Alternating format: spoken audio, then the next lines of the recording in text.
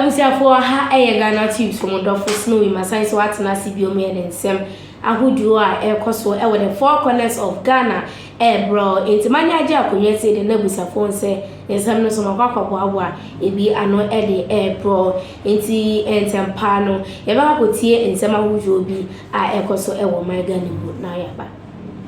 And now the government has suspended the Gold for Oil program, the policy introduced by the previous administration aimed to reduce reliance on foreign exchange for fuel imports and stabilize domestic fuel prices following record high cost in 2022.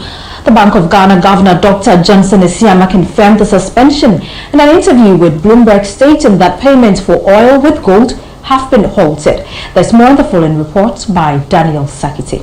The Gold for Oil program was introduced to shield the country from exchange rate pressures and kept rising fuel prices after record hikes in 2022.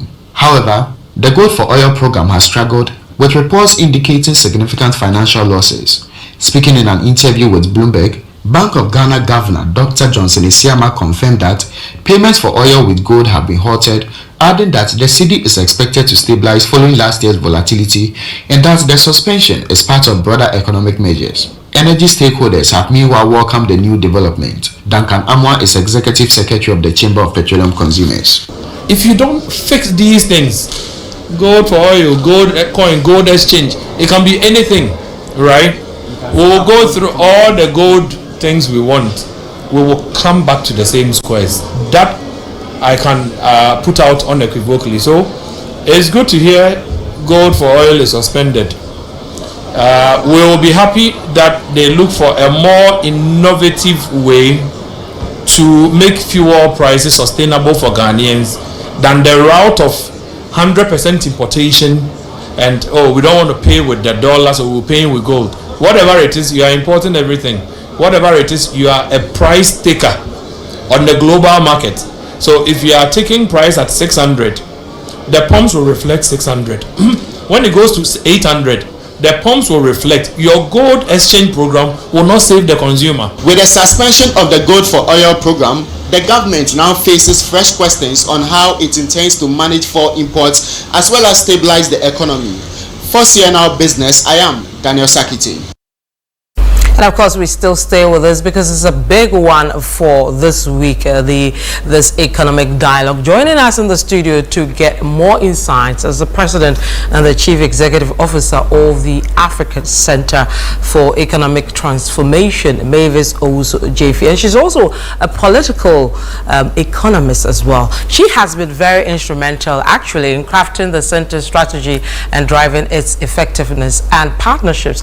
And today she was one of few women who were part of discussions for our economy. Welcome, madam. Thank you, Vivian. Now, day one, we've seen some of the great brains of our time in terms of economy and all that. How was it day one of this very interesting dialogue, hoping to reset the agenda of the country?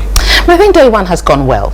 It started off with a statement by the chairman of the committee who said, we have not realized the ambition of our forefathers. It's important for us to go back 68 years ago and think through the ambition that we had and how far away we are from it.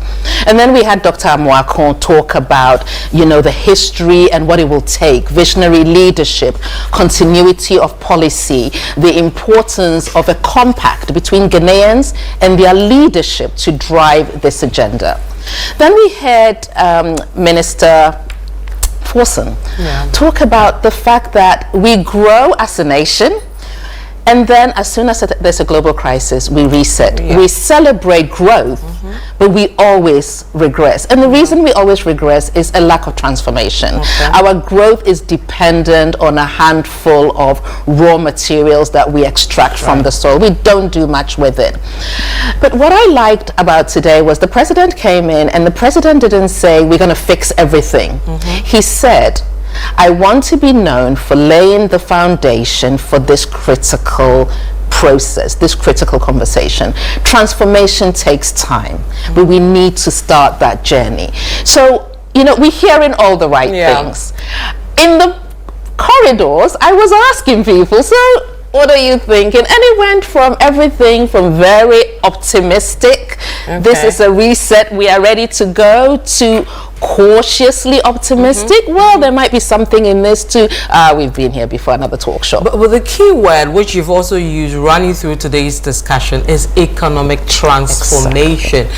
It appears to be one that is on the lips of everybody, and you as well. How important is this? Economic transformation is vital.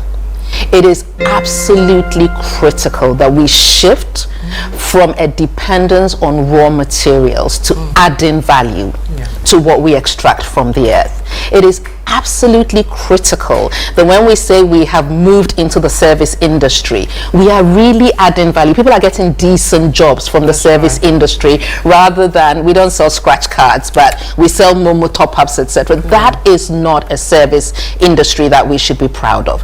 There are countries in this world who are providing services to other countries in the world. Why can Ghana not do that? It's important that we think about our industries. How do we build industries? How do we shift a focus on, you know, our young men sitting in big centers, you know, putting together the most incredible miracles of rebuilding mobile phones and cars to actually building real industries out of it. That's what transformation is about. Because what you then end up doing, Vivian, is you shift from this thing where we dig from the ground, we sell, and then we pay more to buy the finished goods, because we do need the finished goods. We've been discussing this for years, this economic transformation in terms of adding value to all our raw materials, moving to the next level.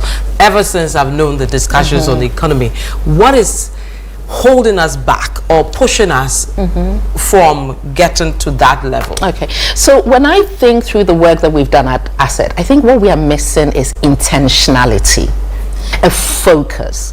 We say we are going to improve agribusiness. We're going to diversify in agribusiness. So we're going to shift from exporting cocoa, either in, you know, raw cocoa or cocoa solids, to exporting chocolate, good quality chocolate, to the rest of Africa, to the rest of the world. I don't understand why I sit in Ghana and I buy Swiss chocolate when we have excellent chocolate producers right on our doorsteps.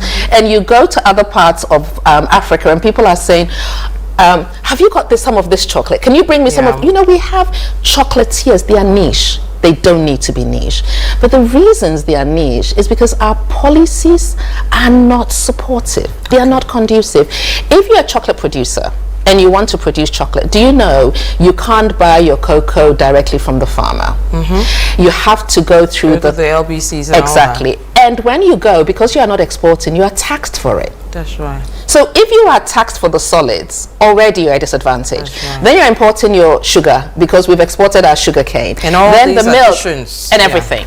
And then your technology is being imported because you want excellent chocolate to meet, be at par with the others. So be Yakwakoti and Semno Aba Ahaya Ghanatube. So hit me at the comment section. If I'm commenting na Ebrem na Minjebre Enkinkai and Famama Ansana Messer Musmika will say aha Ghanatube. So one subscribe here, memory free subscribe. Now face me notification bell no for quick updates. It was your for CCD Macram.